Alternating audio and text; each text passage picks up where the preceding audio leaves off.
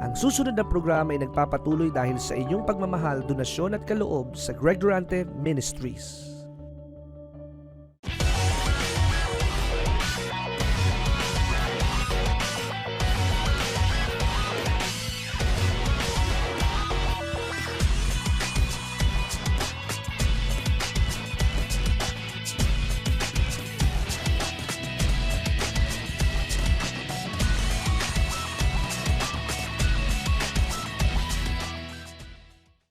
Ngayon ang presensya ng Diyos, ang katibayan ay laging siya ay may ginagawang himala. So yun po ang isa sa matibay na katibayan. Siya'y manggagawa ng himala sapagkat siya'y Diyos ng mga himala. Amen? So ngayon, ikaw ay mag-isip kung ano yung kailangan mo na hindi mo kayang gawin, pero sa Diyos, kayang-kaya itong gawin. So gumugol ka ng ilang sandali. Kausapin mo ang ating Ama dahil siya ay mapagmahal, napakabuting Ama, at binigyan tayo ng karapatan na dumiretso sa Kanya sa pangalan ng Panginoong Hesus. Dahil sa Panginoong Hesus, bukas ang landas natin patungo sa Ama. Kaya humiling ka ngayon at huwag mong pag-alinlanganan ang kahilingan.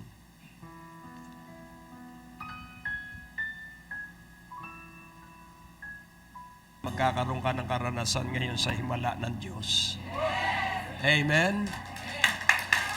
At kaya mangyayari ito, hindi dahil sa atin, at ito ay hindi para sa atin. Ito ay kay Kristo lang. Amen. So, ano po ba ang ibig sabihin sa Tagalog ng alone?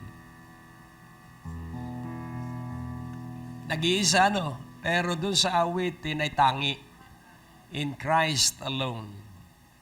My source of hope, my source of strength. So, hawakan mo ang bahagi ng iyong katawan dahil siya lang ang pag-asa natin at siya lamang ang ating lakas. So, ngayon, iuutos ko ang kagalingan sapagkat siya ang hihipo sa inyo. Amen? So, hawakan mo ang bahagi ng iyong katawan na nangangailangan ng lubos ang kagalingan. Amen? So, hindi ko kayo hahawakan, pero aking iuutos na mangyari ang kagalingan sa bawat isa, sa lahat ng naririto. Amen? So, nung iutos ng Panginoon sa mga alagad, pagalingin ninyo ang lahat ng may sakit. Amen? So, lahat ng may sakit ay tatanggap ng kagalingan. At yun po ay utos ng Panginoon. Kaya iutos ko ang kagalingan na mapalagay sa inyong katawan at maalis ang anumang sakit mula ulo hanggang talampakan, lahat ng himaymay ng inyong kalamnan. Kaya hawakan ninyo yung lugar na yon dahil kayo ay umaasang may himala ngayong gabi. Sa makapangyarihang pangalan ni Jesus, matanggap at maranasan ninyo ang himalang inyong idinalangin. At ang kagalingang nangyari na ay maganap ngayon sa makapangyarihang pangalan ni Jesus, at ang bawat isa ay maging malaya sa anumang sakit o karamdaman man. Tanggapin mo ang iyong kagalingan sa pangalan ni Jesus. At ang lahat ay nagsabi ng pagpasigaw na amen. Amen! Kaya sa sandaling ito, ang mensahe po natin ay simple lang. At kailangan po na ikaw ay may gagawin. At nais kong tawagan ng isang volunteer na lalaki. Mamaya pagkatapos nitong sample na ito, sino rito ang magbo-volunteer? Lalaki ha, lalaki. Hindi babae. Hindi rin in between, lalaki. So, sino rito magbo-volunteer? May pakikita lang po ako sa inyo dahil ito po ay huling panahon. Walang ibig mag-volunteer. Si Junjun. Halika, Junjun. Si Junjun ka nga ba? Si Junjun nga. Ayan. So ngayon, isa pang kabataan din. Sige po, isang kabataan o bata. O Paul, halika Paul. Dito ka sa gitna, Junjun. So ikay nakatingin sa harap, tapos ikaw ay lumuhod sa may paan niya. Sige, tumingin ka, huwag mong pansinin siya. Oo. So, hawakan mo ang laylayan ng kanyang pantalon. So, itong si Paul ay isang sagisag ng taong hindi, siya maalam sa Diyos, ano po, yung sagisag sangayon sa aklat ni Zechariah ng mga tao na merong relasyon sa Diyos pero hindi makaranas ng himala. Kaya siya makikiusap sa mga maaalab sa Diyos, pwede bang ako ay makisama sa iyong pagpunta sa lugar ng templo sa Jerusalem? So makikiusap siya dahil itong sinasagisag ni Junjun ay isang palatandaan na ang sinasamahan ng Diyos ay yung talagang totohanang nagtitiwala sa Diyos. Sige, salamat sa inyong dalawa at mangyari sa inyo yung pareho kayong nakatayo at ibang mga tao ang susunod sa inyo. Amen? Kaya nga po, ito po ay panahon na hindi pwede ang maglaro. Ito po'y panahon na seryoso. Amen? Sabihin mo sa iyong katabi, kailangan magseryoso ka sa buhay mo. Kaya nga po, ako po ay laging nakahanda for departure. Kayo po ba'y nakahanda for departure? Alam mo yung nakahanda sa paglalakbay, hanggat maaari ay inaalis niya yung mga pabigat. Kaya alisin mo sa iyong buhay yung pabigat na pwedeng pumigil sa iyong paglalakbay. Travel lights. Kaya alisin mo ang sama ng loob, alisin mo ang hinanakit, at magpatawad ka at humingi ka ng tawad. Dahil yun po ay mga pabigat. Kaya napakahalaga po na ikay handa sa pagbabalik ng Panginoon. Sabihin mo sa iyong katabi, maghanda ka. Babalik na ang Panginoon. So tayo po ay manalangin. O Diyos na dakila amang makapangyarihan, sa pagsasanay po na tinatawag naming drill para pong katawa-tawa.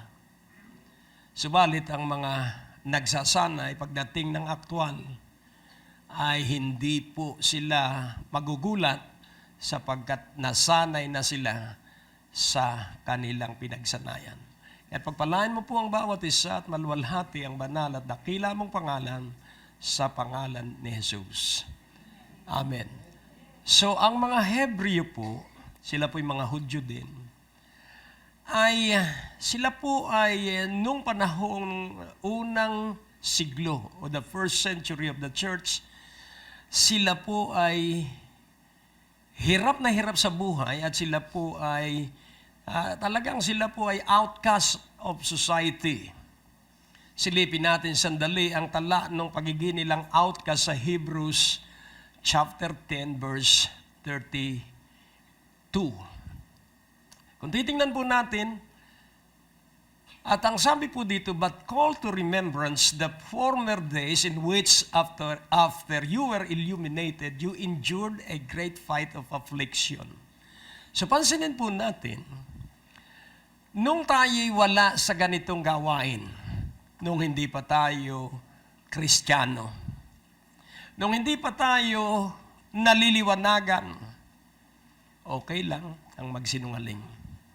Okay lang ang magbisyo paminsan-minsan. Pero nung magliwanag ang katotohanan sa atin, ayaw na nating gawin yung dating ating ginagawa. Kaya ang sabi rito, you endured a great fight of afflictions. Inyong pinagtiisan at nagbata kayo ng isang pambihirang pakikipaglaban. So ano po yung affliction? Yun po yung nagpapahirap sa iyong kalooban dahil hindi ka maunawaan. Sa ating paglakad sa kabanalan, hindi tayo maunawaan ng mga dati nating mga kaibigan sapagkat ayaw nilang umalis doon sa dati na buhay na tayo ay kasama noon. So, yun pong pagsubok ay nagaganap pag ang isang tao ay naliwanagan sa katotohanan. Kaya kung papansinin po natin, ang panahon ni Martin Luther, siya po ay tinawag na reformist. Kanya po, so pag sinabing reformation, ang ibig sabihin re-establishment of truths, the original, genuine truths.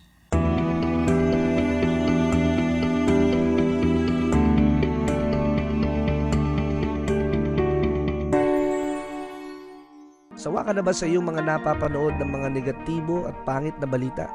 Narito ang alternatibo, ang Great Day to Live na mapapanood sa Beam Channel 31 sa inyong local antenna, mapapanood sa buong Metro Manila at sa buong Pilipinas at sa ilang mga cable operator system na nagdadala ng palatuntunang ito sa pamamagitan ng Trinity Broadcasting Network. Mapapanood niyo po ang ating mga programa Lunes hanggang Huwebes, alas 9:30 ng gabi, at tuwing araw ng Biyernes, alas 10:30 ng gabi, at araw ng Sabado, alas 11 ng gabi. Maaari nyo rin po kaming mapanood sa Church Channel via satellite at ilang mga cable operator system sa buong Pilipinas at karatig bansa sa Asia, Lunes hanggang Sabado sa ganap na alas 12 ng hating gabi, alas 6 ng umaga, alas 12 ng tanghali at alas 6 ng gabi. Ating ipapahayag na si Jesus lamang ang tanging daan tungo sa buhay na walang hanggan at ang aming dala ay laging mabuting balita.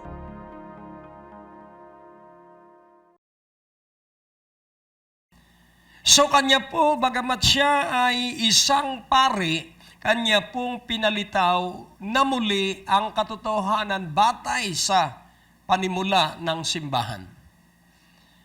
At siya po ay inusig, siya po ay inostracize, siya po ay nilibak.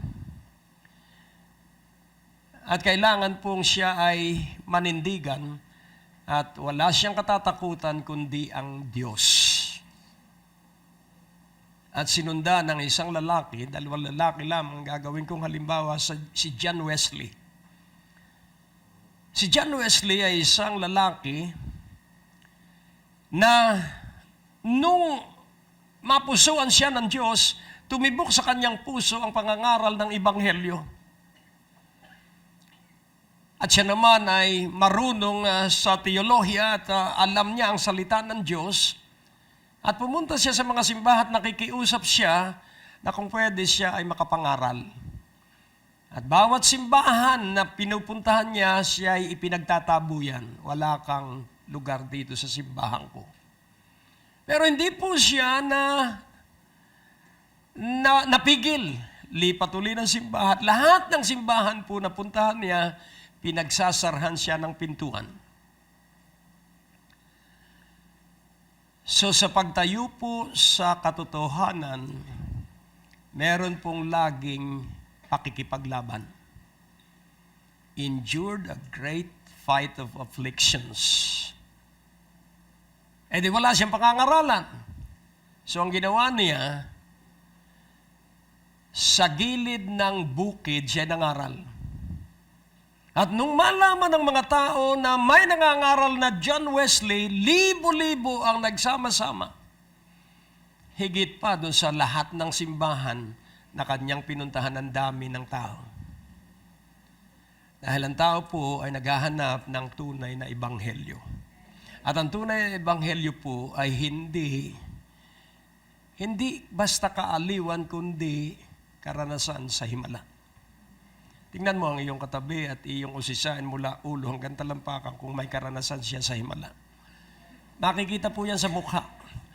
Yung mga may karanasan sa himala, hindi mo makikita kahit may tiisin yan. Tingnan mo ang mukha ng iyong katabi. Hindi ka naman humahatol, pero makikita mo sa mukha ng isang tao kung may karanasan siya sa himala. Amen? So, huwag kang magsasalita.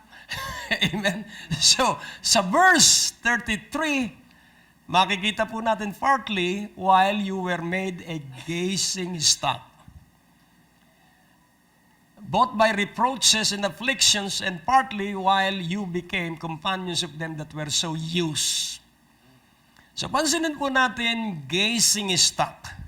Ano po yun? Ito po ay pinupuntirya at pinagtatawanan at tinutuya. Bakit? Yang mga yan, dalo ng revival, parang noon. Pero hanggang ngayon, hindi pa umuunlad. Hanggang ngayon. So, ikaw ay lalaitin sapagkat yung bagal ng pagdating ng pagpapala sa atin ay ituturing nila na parang tayo ay may kasalanan kaya hindi tayo pinagpapala at sila lamang ang napagpapala kahit wala silang alam sa Diyos. At dumarating sa ating sandali ng pag-iisa, tama kaya itong aking ginagawa? Tama kaya ang pagdalo ng revival sa Green Hills? Tama kaya ang makipaglaban ako sa higpit ng trapiko? Tama kaya itong ginagawa ko na kahit na bumabagyo, tuloy-tuloy itong Greg Durante na ito sa pangangaral? So yun po yung reproaches and afflictions. Pero alam ng mga anak ng Diyos kung ano ang katotohanan. Kaya ang titulo ng mensahe, End time people, arise and shine. Ang pangwakas na mga tao, ikaw ay tumayo, pumaimbulog, at magliwanag ka. Amen? Amen? Oh, purihin ang Panginoon. Kaya naman tayo nahihirapan dahil nakikinig tayo. Isara mo ang iyong tenga sa mga nangungutya sa iyo.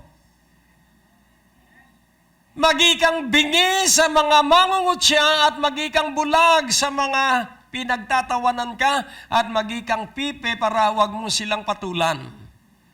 Sila'y pa-impyerno, ikaw ay palangit.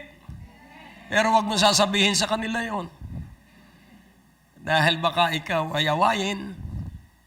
So yun po yung pakikipaglaban.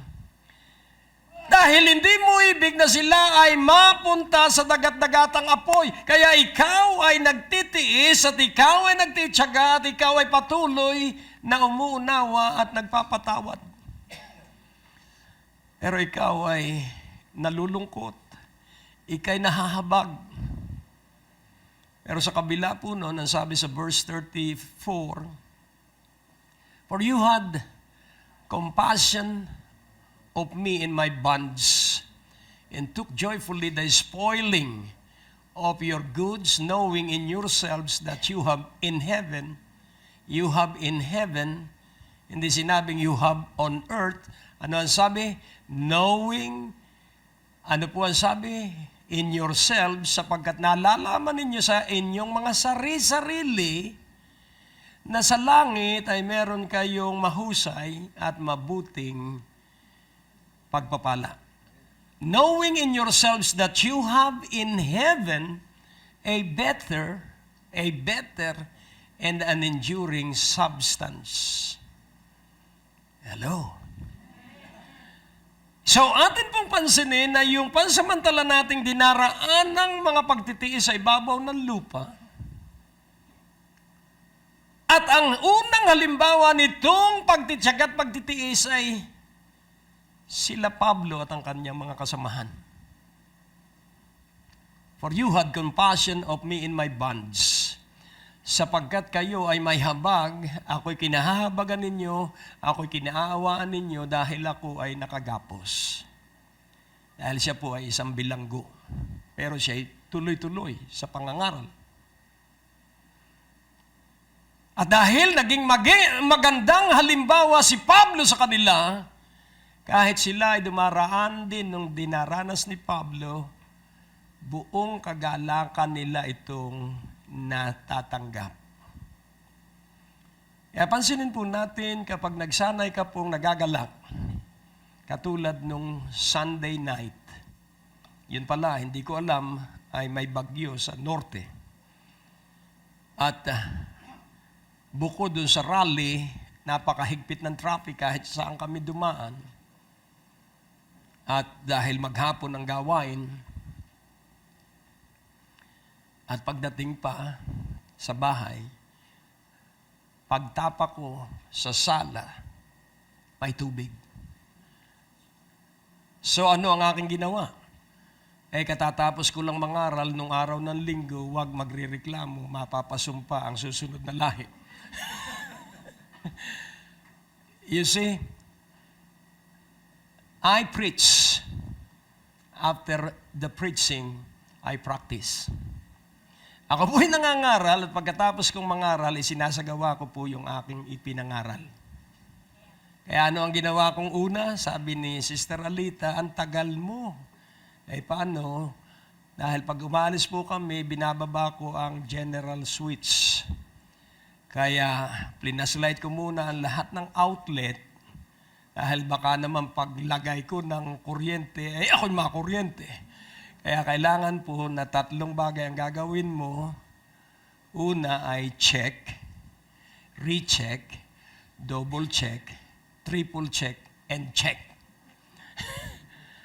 Hindi ka po nagkakasala noon. Yun pong single-mindedness, yun po ay tungkol sa desisyon, tungkol sa isang gawain. Pero sa safety po, dapat pong ginagawa mo yan. Sa Vietnam, ang mga nasusugatang sundalo na ini-airlift nila papuntang Japan o papuntang Guam, bihira ang namamatay na sugatang sundalo dahil ginamit nila ito, check, recheck, double check, triple check, and check. Kaya buhay lahat ang mga sugatan na na-airlift. Kaya nais ko pong ipaunawa, tayo po'y handa sa pagdagit. Kaya i-check mo ang puso mo, baka ikaw ay may daladalang sama ng loob, i-check mo ang iyong budhi, baka ikaw na po ang makakatanto. We have to travel light. Hello? Amen? Kaya napakahalaga po, sigurado naman po yung pagbalik. Ang tanong, sigurado ka ba? Sigurado pong babalik ang Panginoon at hindi ipapaalam kanino man yung araw at oras. Kaya pag may nagsabi, sa Miyerkules ang dating ng Panginoon, iwan mo siya. Iwan mo siya dahil hibang siya. Dahil ang sabi ng Panginoon, ang Ama ko lamang ang may alam. Amen po ba? Kaya nga ating unawain, pag sinabi sa akin ng Ama ni Jesus na mahirap din yon dahil ang espiritu ng propeta ay subject to the spirit of a prophet. Hindi pwedeng ang pastor lang makarinig.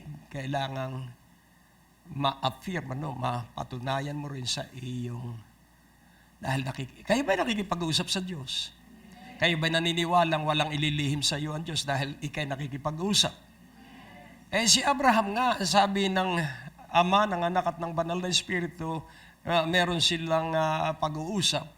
Ililihim ba natin ang ating gagawin sa Sodom at Gomorrah sa ating kaibigan? Hello? At ang sabi po ng Biblia, kay Jesucristo tayo kanyang kaibigan. Ililihim kaya ng ating kaibigan ang gagawin niyang pagdagit? Ito po'y tanong.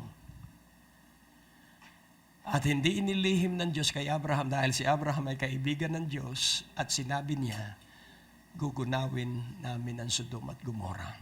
Kaya ako'y naniniwala na kung kaibigan mo ang Panginoon, hindi niya ililihim sa iyo ang rapture.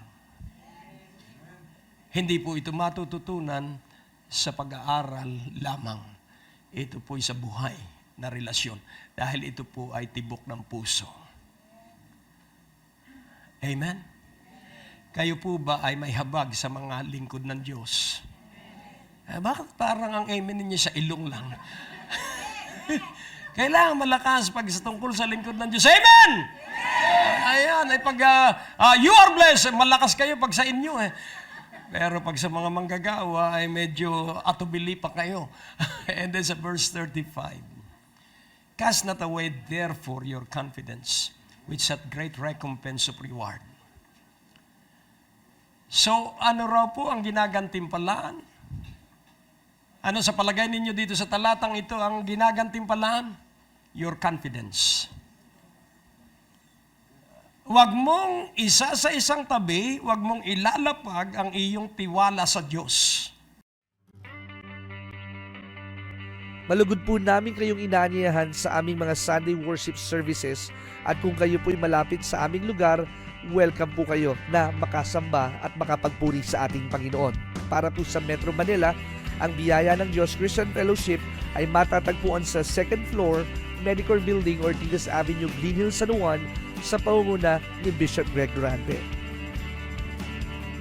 At sa Alabang, sa pangunguna ni Pastor Dexter Durante, sa 3rd floor, CRM Building, National Highway, Muntinlupa City. Sa Quezon City, sa pangunguna ni Pastor Lino Buyok, number 89 Fairlane Street, Fairview, Quezon City. At sa kabilang dako naman ng Quezon City, sa pangunguna ni Pastora Susan Porras, sa 4th floor, MSK Building, Visayas Avenue, Tandang Sora, Quezon City.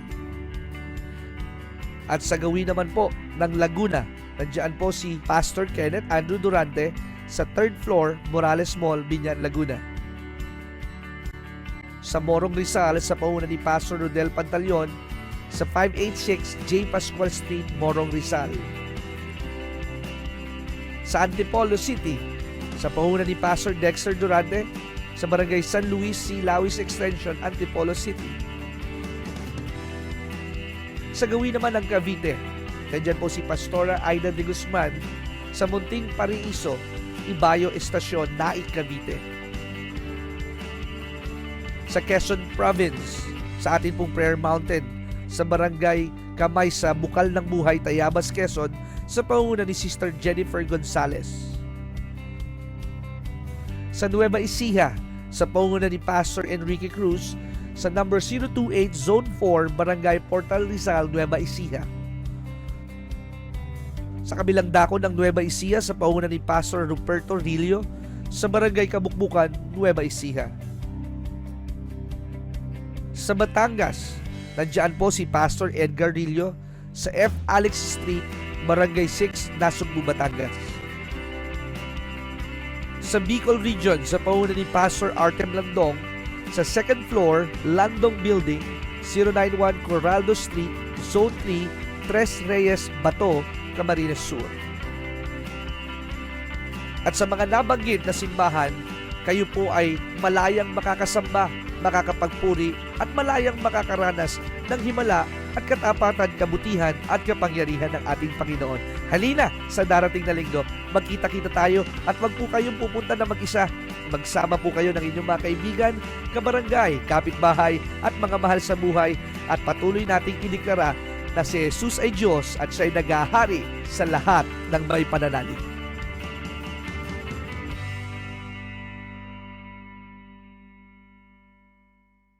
Ang ating Diyos ay Diyos ng himala. Siya hindi nagbabago noon, ngayon at magpakailanman. Kayo po'y aming inaanyayahan sa araw ng Biyernes para sa ating Friday Night Revival Meetings sa darating na September 2, September 9, September 16, September 23, at September 30. Maranasan po natin ang kadakilaan at kaluwalhatian ng ating Panginoon. Nagpapagaling po siya at nagpapala hanggang sa ating panahon. Tayo na sa biyaya ng Diyos Christian Fellowship, 2nd floor, Medicor Building, Ortigas Avenue, Green Hills, San Juan, sa ganap na alas 6:30 ng gabi. Magsama-sama po tayo at patuloy nating maranasan ang biyaya at katapatan ng ating Panginoon. Tandaan po ninyo, mahal na mahal ka ng ating Panginoon at hangad niya at nais niya na makita ka sa katagumpayan, kalakasan, kagalingan at magandang kalusugan.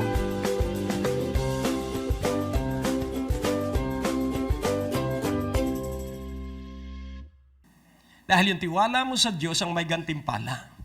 At yung gantimpala ay dakila at walang katulad. Pag sinabing great, ito po ay dakila, ito po ay pambihira at ito hindi pangkaraniwan. So sino ang gagantimpalaan ng dakila at walang katulad na gantimpala? Hindi po pagpapala, iba ang pagpapala. Ang pagpapala ay kapag may ginawa ka, ang gantimpala ay kapag hinigtan mo yung dating ginagawa mo na maganda. And then sa verse 36, for you have need of patience, that after you have done the will of God, you might receive the promise. Hallelujah. Great recompense, and then the promise. Kaya natin pong unawain, ating usisain yung the promise. Ano po ba ang pangako? Ituloy po natin sa 37. For yet a little while, and he that shall come will come and will not tarry, will not delay, will not be slow. Ano po kaya yung little while? Ang 1,000 taon sa tao, isang araw lang sa Diyos. 1,000 years is like a day with the Lord. And little while pong yan ay pwedeng 2,000 taon. At nasa kabuuan na tayo ng 2,000 taon, humigit kumulang. Mula nung ang Panginoong Hesukristo ay umakyat sa langit. At ang tawag pa rin noon, ng dalubhasang lingkod ng Diyos, a little while. Bakit little while? Ano po ba ang mas mahaba? Ang walang katapusan, walang panimulat, walang katapusan, o yung naging 1-year-old at namatay ng 90 years old? Alin ang mas mahaba? Yung walang simula at walang katapusan, o yung nagsimulang 1-year-old namatay ng 90? So, yung 90 years na pagkabuhay ng sino man tao, it is only a little while. At doon sa loob ng 90 years, huwag mong aalisin ang tiwala sa Diyos. At paano mo maiipakita ang tiwala sa Diyos? Sa pamamagitan ng pagkamatiisin. Patience. At ako ay tumawa ng tumawa. Tumawa ako ng tumawa. Alam niyo pa ba ang pagtawa? Dahil itinuturo ko yun. Kaya ngayon, naiipangaral ko uli. Ipinangaral ko, isinagawa ko, kaya ipapangaral ko uli, patutuo na. So, nung ma-check ko na safe, saka ko binuksan ang main switch. At natambad ang tubig. So, madali, nakita mo na yung tubig. At tinawagan ko si Brother Dexter, yung anak namin. At siya dumating agad. Kwentuhan lang kami, kwentuhan. At anong gagawin mo sa ganitong kataas na tubig? Ang ginawa lang niya, nagmap lang siya. Yung uso ngayon na ginaganon mo, pag ginaganon mo. Alam nyo, bigla pong nawala yung tubig. Nagkukwentuhan lang kami sa kabutihan ng Diyos, hindi sa pagod. Dahil kadalasan po tayo nakasentro sa pagod ng katawan. Kadalasan po ang usapan natin problema. Pero wag po, pag-usapan natin na yung kabutihan ng Diyos. Kaya nga sabi ng mga awit, 7 times in a day, I will praise your great judgments. Kaya ba naniniwala na tama lagi ang pasya ng Diyos sa bawat buhay natin? Tama pong lagi ang Diyos. Hindi po pwedeng magkamali ang Diyos. Kaya pansinin po natin yung tungkol po sa great recompense of reward and the promise. For yet a little while, and he that shall come will come and will not tarry. So what is the promise? I will come again. Hello? Kaya kailangan ang puso't isipan mo ay nag-aabang, nagbabantay at naghihintay sa pagbabalik ng Panginoon. Huwag mong iaalis yun. Kailangan laging ikintal mo sa iyong isipan, babalik ang Panginoon any moment. At ano po ang sabi ng 38? Now the just shall live by faith. But if any man draw back, bumalik sa dating ugali, bumalik sa dating buhay, hindi naman totoo yan, ipinapangaral niyang Greg Duranting yan. But hanggang ngayon, hindi pa bumabalik yung sinasabi niyang babalik na Hesukristong yan. Ayoko na. Hello. Dahil ang sabi ng Biblia, nasa Korinto po yun, at ang sabi po ng mga tao, let us live and go merry, for tomorrow we shall die.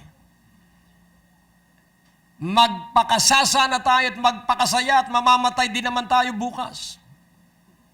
Yun po yung walang inaasahan. Pero mga may inaasahan, hindi po yan huramentado. Siya po ay inaayos niya ang kanyang buhay sa bawat araw na kanyang ikabubuhay. Now the just shall live by faith. Many of Christians lingered so many years in justification. They forget the next season after justification. At yun po yung glorification. Kung iyong unawain naligtas ka para maranasan mo ang makapangyarihang paggawa ng Diyos sa iyong buhay. Pararangalan ka ng Diyos. Why? Because you are a peculiar, you are a special child, son or daughter of God. Sobrang pag-ibig ng Diyos Ama sa iyo at sa akin. At nagtiis at nagtiyaga ang Panginoong Jesucristo at nanatili siyang banal, walang kapintasan, walang batik, nanatili siyang matibay at matatag dahil sa kanyang pag-ibig sa kanyang Ama. At yung pag-ibig na yon, saklaw tayo nung pag-ibig na yon. So, ngayon, yun pong word na now is a concluding statement. Now the just shall live by faith. At kung titingnan po natin, to receive that great recompense of reward, we have to believe the promise. But more so, we have to believe the one who made the promise. Doon po natin ilalagay yung confidence. Kaya para makapagpatuloy na tayo ay makasama sa dadagitin, you must live by faith. Ang matuwid ay mabubuhay sa pananalig. Subalit kung ang sino mang lalaki o babae ang tatalikod. Dahil marami ang hindi makatyaga sa kahirapan. Marami ang hindi makatyaga sa kirot, sa katawan. Marami ang hindi makatyaga sa pang-uuyam. At ang sabi po dito, at ang tumalikod, ang hindi nagtiis, ang hindi nagbata, my soul shall have no pleasure in him. Ang kaluluwa ko, ang isipan ko ay hindi magkakaroon ng kasiyahan sa kanya. At ang sabi sa verse 39, ito ang desisyon ni Pablo at ng kanyang mga kasamahan. But, we are not of them who draw back unto perdition. Yung perdition po ay pagbabalik sa kasalanan. But of them that believe to the saving of the soul. Subalit hindi kami, hindi tayo kasamahan ng mga tumatalikod, bumabalik sa dating buhay upang magkasala. Subalit tayo ay kasamahan nila na sumasampalataya sa kaligtasan ng kaluluwa. Napakahalaga po na ating intindihin. Ano po ba yung drawing back? Sa 2 Peter 2:20, ating silipin kung ano yung drawing back. Dito po'y napakaliwanag ng larawan. 2 Peter 2:20. For if after they have escaped the pollutions of the world through the knowledge of the Lord and Savior Jesus Christ, they are again entangled therein and overcome, the latter end is worse with them than the beginning. So, dito po'y napakaliwanag. Ano po? Kung matapos na makatakas sila sa polusyon ng sanlibutan, paano tayo nakatakas doon sa pollution of the world? Through the knowledge of the Lord and Savior Jesus Christ. Kilala mo ang Panginoon na iyong tagapagligtas. Kilala mo ang Panginoon na iyong hari. Kilala mo ang Panginoong Hesukristo na iyong Panginoon. Kilala mo na siya ay iyong Diyos. Kaya nakatakas tayo, nakaiwas tayo sa bisyo. Nakaiwas tayo sa masasamang barkada. Subalit, if they are again entangled therein and overcome, kung sila ay muling na gapos doon sa kanilang inalisan, kung sila ay nadaig ng tukso ng kanilang inalisan at sila ay nanambalik doon, ang kanilang katapusan ay mas masama pa kaysa sa doon sa kanilang panimula. Hello. Anong sabi sa verse 21? For it had been better for them not to have known the way of righteousness than after they have known it, to turn from the holy commandment delivered unto them. So pansinin po natin, mas mabuti pa sa kanila na hindi nila nakilala ang daan ng katwiran kaysa nakilala nila ito at tinalikdan nila ang banal na utos na dinala sa kanila. So ano raw po ang pagtalikod? Kinalimutan ang banal na salita ng Diyos. Kayo ba nagbabasa na pa ng Biblia ngayon? Bakit sasampu yata ang may amen? Tatanungin kong muli, kayo ba ay nagbabasa ng inyong Biblia? Purihin ang Panginoon. Gawin mong totoo yan. Amen? So, sa verse 22, but it is happened unto them according to the true proverb. Ito yung totoong kawikaan. The dog is turned to his own vomit again. At ang baboy and the sow that was washed to her wallowing in the mire. So pansinin po natin, ang isang na born again at bumalik sa dati niyang ugali at buhay ay katulad ng aso na yung isinuka ay muling kinain. Katulad din ng baboy na ang baboy alisin mo sa putikan, paliguan mo yan, babalik ulit sa putik. At enjoy na enjoy ka naman pag iprinito. Pero nais ko pong ipaunawa, ang pinakamababang uri ng buhay ay ang buhay ng aso at ng baboy. Tingnan mo ang iyong katabi, sabihin mo, ikaw ay hindi baboy, ikaw ay hindi aso. Hello? Amen? Sabihin mo sa iyong katabi, you are special to God. Amen? At pag sinabing espesyal, ikaw ay laging laman ng kanyang mga mata. Amen? Kaya huwag kang titigil sa pagpapatuloy. Magsama-sama tayo sa paghihintay sapagkat ang mabuting gawain, ang gawain ay magpatuloy kang naghihintay at naniniwala na babalik ang nagsabit na ngakong siya'y babalik. Amen. Kung kailan ang Ama ang may alam at kung sino ang makakasama, ang Ama ang may alam at kailangan tiyak mo at alam mo na ikaw ay makakasama. Amen? Sapagkat ang tiyak na makakasama ay yung iniibig niya ang kanyang tatay at nanay. Salamat sa Diyos. Amen. At mga kapatid, sa laman at sa pananampalataya. Kaya nga po ating unawaing mabuti. We are the end-time people of God. At meron tayong dapat gawin. Una, iyong tiyakin ang iyong identification. Sabihin mo sa iyong katabi, sino ka ba? Tapos tanungin mo ng dalawang kamay ang iyong sarili, ituon mo, sino ba ako? Mahirap po yung amnesia. Yung hindi mo alam kung sino ka.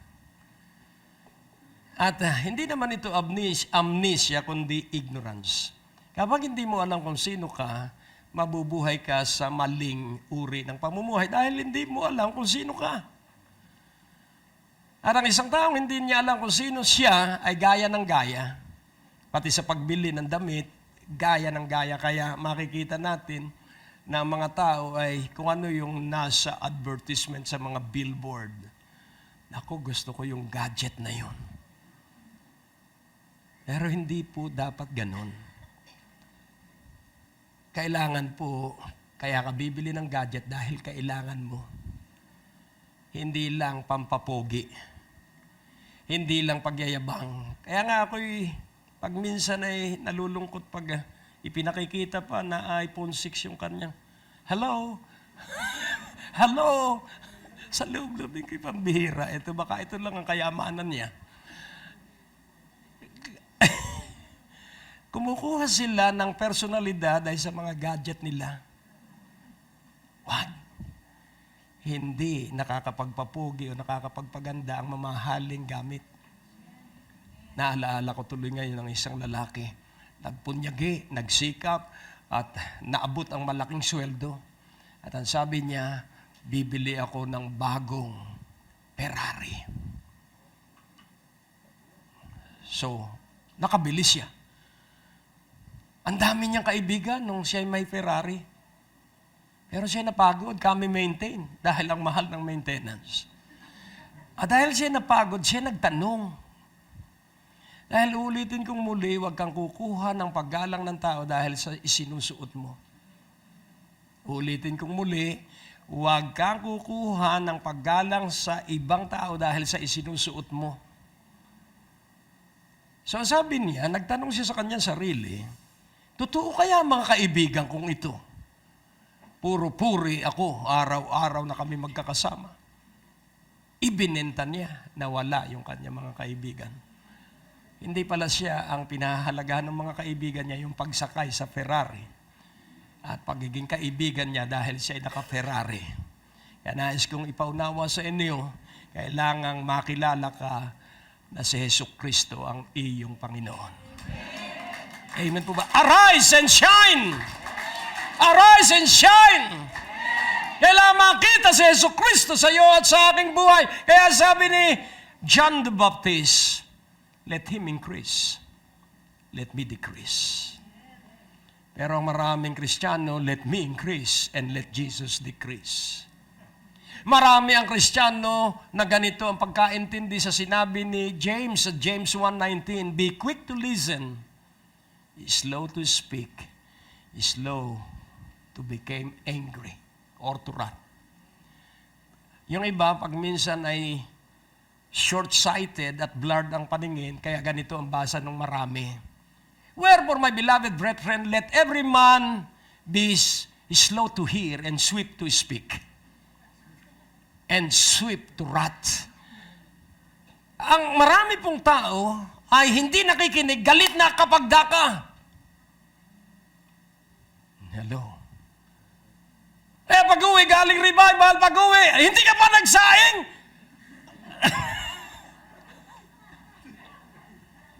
Hello? Di bumili ka na lang ng kanin. O kaya kumain ka na lang dyan sa tabi-tabi. Nasayang yung pagdalo mo sa revival. At sasabihin mo walang nangyayari sa revival, ay paano? Hindi mo binago ang iyong ugali.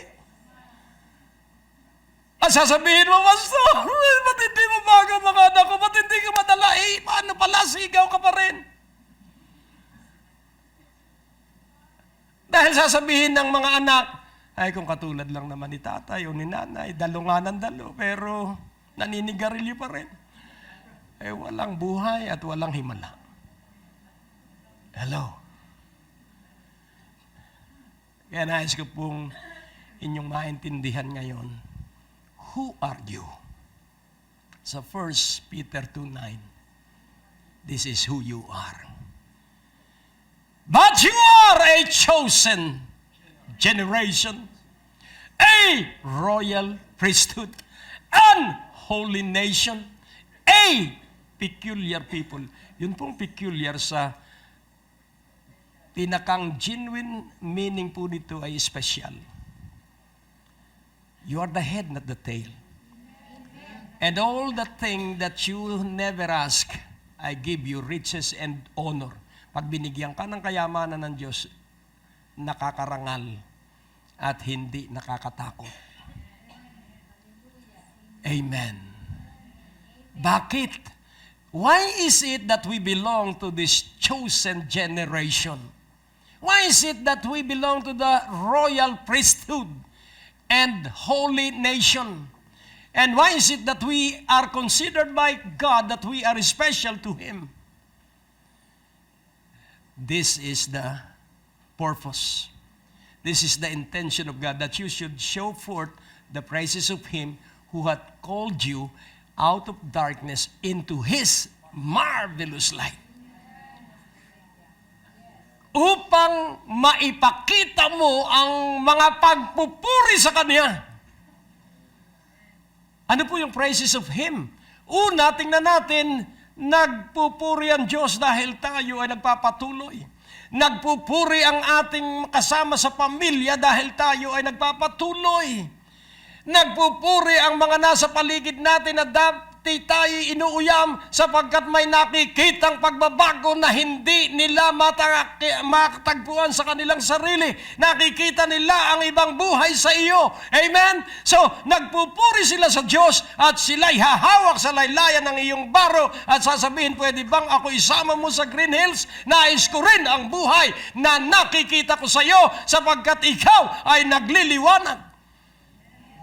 Oh, purihin ng Panginoon. So, ikaw po ay kabilang sa hinirang. Ikaw po ay may dugong bughaw. At ikaw po ay special sa Diyos. You shall partake the best of the land. Amen. Magkakaroon ka ng mahuhusay na gadget because you need it, not because you need it for show off. Hindi na baling kung may iPhone 6 na, I admire you. Pero wag mo nang i-brandis na sasabihin mo ay iPhone 7 pastor ito. Wag na. Basta gamitin mo lang. Amen? And nais ko, pag nakita ninyo yung isang tao, multi-million ang pera niya. Pero pag nakita mo siyang lumakad, parang taga-squatter area. Walang kakikitaan na siya'y milyonaryo. Hello? Tingnan mo ang katabi mo, hindi mo halata. Napakayaman niyang katabi mong yan. Hindi lang idinidisplay yung kanyang iPhone 6, pero yan nakatago sa kanyang pananalig. Amen? Kaya nga po sa Isaiah 60 verse 1, dito po tayo magtatapos. Sabay-sabay.